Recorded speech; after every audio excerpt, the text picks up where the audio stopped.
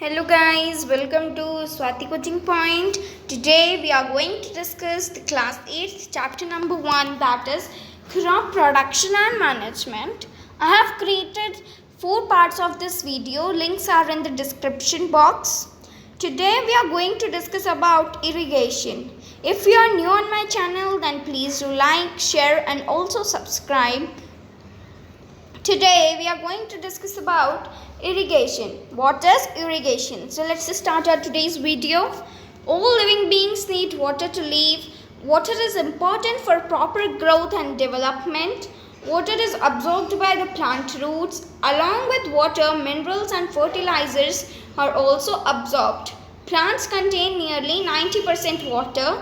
Water is essential because germination of seeds does not take place under dry conditions. Nutrients dissolved in water are transported to each part of the plant. Water also protects the crop from both frost and hot air currents. To maintain the moisture of the soil for healthy growth, fields have to be watered regularly. The supply of water to crops at regular intervals is called irrigation. So what do you mean by irrigation? Irrigation means watering the crops. It means watering crops. When you will water them, then only they will grow. The time and frequency of irrigation varies from crop to crop, soil to soil and season to season. In summer, the frequency of watering is higher. Why is it so? Could it be due to increased rate of evaporation of water from the soil and the leaves? I am very careful this year about watering the plants. Last summer my plants dried up and died. So in summer the plants got dried and died because they receive a lot of sunlight. They receive a lot of sunlight, and to maintain the proper moisture in that particular plant, they need to be watered more than the winter season. So in case the summer is a lot in this area, you will need to water them more for their proper better growth. Now sources of irrigation. Sources means from where which we receive that particular thing. Sources of irrigation means sources of water from where we received water for the watering of plants. So we received water from wells, tube wells, ponds, lakes, rivers, dams and canals. Now you have to learn all these sources of irrigation.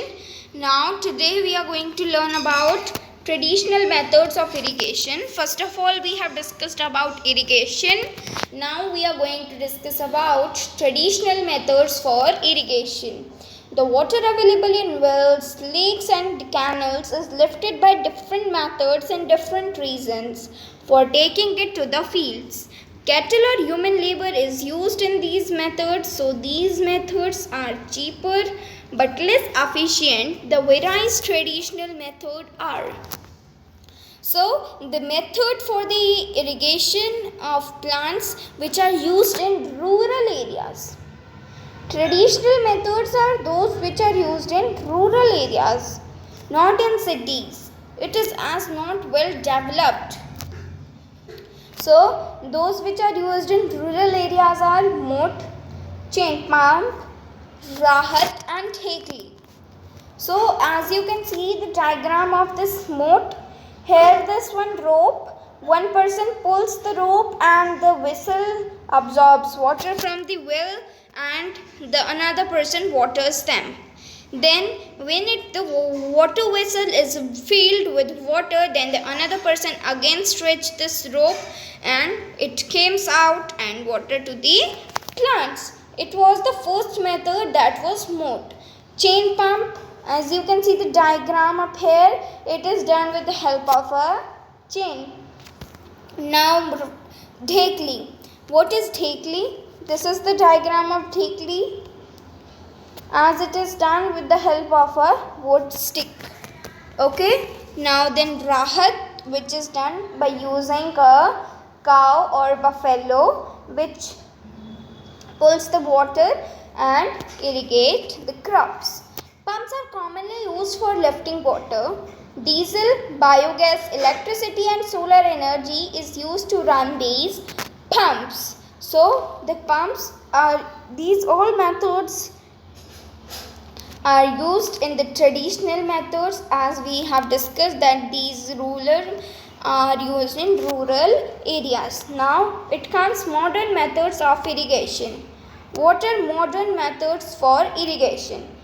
Modern methods of irrigation help us to use water economically. The main methods used are as follows.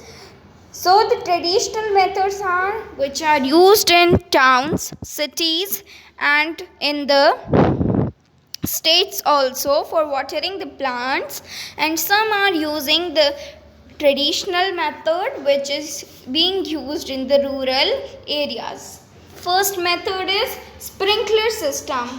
As the diagram is given up here of sprinkler system, you can see up here there is a main motor pump. It receives water from the well, then it comes out and it is being transferred to all the pipes and it receives water, and it is the good method for irrigation and doesn't waste much water. This system is more useful on the uneven land where sufficient water is not available. The perpendicular pipes having rotating nozzles on top are joined to main pipeline at regular intervals. When water is allowed to flow through the main pipe under pressure with the help of a pump, it escapes from the rotating nozzles. It gets sprinkled on the crop as if it is raining. Sprinkler is very useful for lawns, coffee plantation and several other crops. So the first method was about sprinkler system. Now it's about drip system. In this system, the water falls drop by drop directly near the roots, so it is called drip system. It is the best technique for watering fruit plants, gardens and trees. The figure is given below. This is the drip system. In this also, as you can see, there is small nozzles which provide water drip by drip to them, so that they can receive a lot amount of water and doesn't waste much amount of water. Water is not wasted at all. It is a boon in regions where availability of water is poor. Now, protection from weeds. After planting, the seeds has grown and become a plant, and now we are going to protect them from weeds. Weeds means unwanted plants. Bujo and Paheli went to a nearby wheat field and saw that there were some other plants in the field growing along with wheat plants. Have these other plants been planted purposely? In our field, many other undesirable plants may grow naturally along with the crop. These undesirable plants are called weeds. So I have already told you that undesirable or unuseful plants are known as weeds. The removal of weeds is called weeding. Weeding is necessary since weeds compete with the crop plant and water, nutrients, space and light. Thus they affect the growth of the crop. Some weeds interfere even in harvesting and may be poisonous for animals and human beings. Farmers adopt many ways to remove weeds and control their growth. Tilling before sowing of crops helps in the uprooting and killing of weeds, which may them dry up and get mixed with the soil. The best time for the removal of weeds is before they produce flowers and seeds. The manual removal includes physical removal of weeds by uprooting or cutting them close to the ground from time to time. This is done with the help of a khurpi. So in our day-to-day life we use a khurpi. It's of this shape. It is having a small handle up here and it removes all the unwanted and undesirable plants from our main crop. Weeds are also controlled by using certain chemicals called weedicides. So, the weeds are removed with the name of a pesticide, that is weedicide, like 2,4-D. These are sprayed in the fields to kill the weeds. They do not damage the crops. The weedicides are diluted with water to the extent required and spread in the field with the sprayer. As you can see the diagram of sprayer up here, this is the spraying weedicides.